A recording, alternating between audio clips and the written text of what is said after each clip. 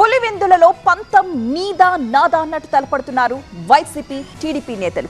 మాజీ CM YCP అధినేత జగన్ సొంత నియోజకవర్గంలో జరుగుతున్న జెడ్పీటీసీ ఎన్నికని రెండు పార్టీలు ఎంతో ప్రతిష్టాత్మకంగా తీసుకోవడంతో ఈ నేతల మధ్య మాటల యుద్ధం ముదిరిపోతోంది.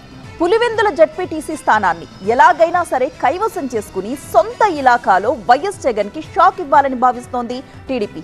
అటు వైసీపీ కూడా తగ్గేదే లేదంటోంది. కడప జిల్లా పులివెందుల జెడ్పీటీసీ ఉప ఎన్నిక సార్వత్రిక ఎన్నికల కన్నా హాట్ టాపిక్ గా మారింది. ఇక్కడ నెగ్గి తమ ఆధిపత్యానికి పునాదులు వేసుకోవాలని అధికార టీడీపీ తహతహలాడుకుంటే కంచుకోటను కాపాడుకోవడానికి వైసీపీ అంతకంటే ఎక్కువగా శ్రమిస్తోంది.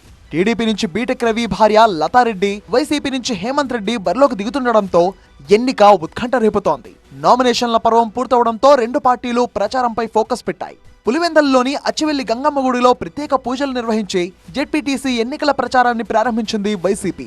ప్రచారంలో అభ్యర్థి హేమంత్ రెడ్డి వెంట కడప ఎంపీ అవినాష్ రెడ్డితో పాటు వైసీపీ ఎమ్మెల్సీ రామసుబ్బారెడ్డి ఇతర నేతలు పాల్గొంటున్నారు. పులివెందుల టీడీపీ తరపున పోటీ చేయడానికి అభ్యర్థి దొరకలేదని, అందుకే సింహాద్రిపురం నుంచి తెచ్చుకున్నారని ఎంపీ అవినాష్ రెడ్డి విమర్శించారు. అధికార పార్టీ అభ్యర్థి గెలుపు కోసం జిల్లా యంత్రాంగం మొత్తం పనిచేస్తుందని ఆరోపించారు. సో కేవలం పోలీస్ వ్యవస్థలను, అరాచకాన్ని, ధనాన్ని నమ్ముకొని మీరు ఇవాళ ఎన్నికని కంటెస్ట్ చేసినారు. మీ పర్ఫార్మెన్స్ని నమ్ముకొని మీరు చేయడంలా, మీ ప్రభుత్వం యొక్క ఈ 15 మాసాలకు సంబంధించిన పనితీరును నమ్ముకొని మీరు ఏమాత్రమూ చేయడంలా. మీకు క్లారిటీ ఉంది. అది ఫ్రీ అండ్ ఫెయిర్ పోలింగ్ జరిగితే చేతికి చిక్కరనే క్లారిటీ మీకు చాలా బాగా స్పష్టంగా ఉంది. మీకు తెలుసు ఆ విషయం.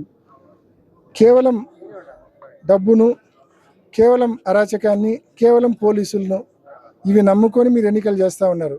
మరోవైపు అధికారులపై ఆరోపణలు చేయడం ద్వారా పోలింగ్ కు ముందే వైసీపీ తమ ఓటమిని ఒప్పుకుంటోందన్నారు టీడీపీ నేతలు. ఎర్రపల్లి గ్రామంలో టీడీపీ అభ్యర్థి లతారెడ్డికి మద్దతుగా మంత్రి సవిత ప్రచారం నిర్వహించారు.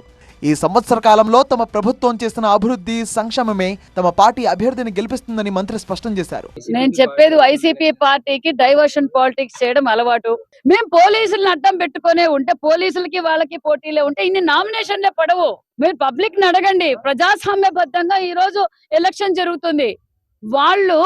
వాళ్ళు గతంలో ఏం చేశారో అలాగే మేము చేస్తారనుకుంటున్నా. మేము అలా చెయ్యము. మా ముఖ్యమంత్రి గారు కక్ష సాధింపు చర్యలకు గాని పోలీసు వ్యవస్థను మేము అడ్డం పెట్టుకొని వ్యవహారం చేయాల్సిన అవసరం తెలుగుదేశం పార్టీకి లేదన్న విషయం కూడా మీకు తెలియజేస్తున్నాం. తమ పార్టీని వీడి టీడీపీలో స్వచ్ఛందంగా చేరుతున్న నేతలను వైసీపీ బెదిరిస్తోందని మండిపడ్డారు Pulivendula TDP incharge BTech Ravi.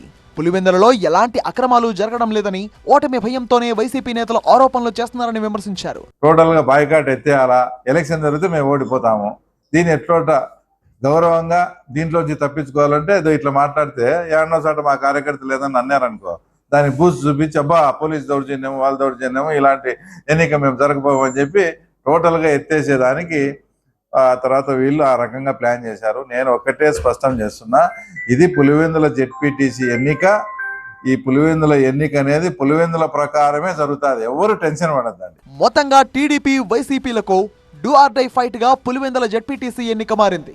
Ballot పేపర్ల ద్వారా జరిగే ఈ ఎన్నికలో టీడీపీకి ఓటర్లు బుద్ధి చెబుతారంటోంది వైసీపీ. పులివెందులలో తమను గెలవడం అంత సులువైన పని కాదంటోంది. అటు టీడీపీ సైతం గెలుపు తమదే అనే ధీమాలో ఉంది.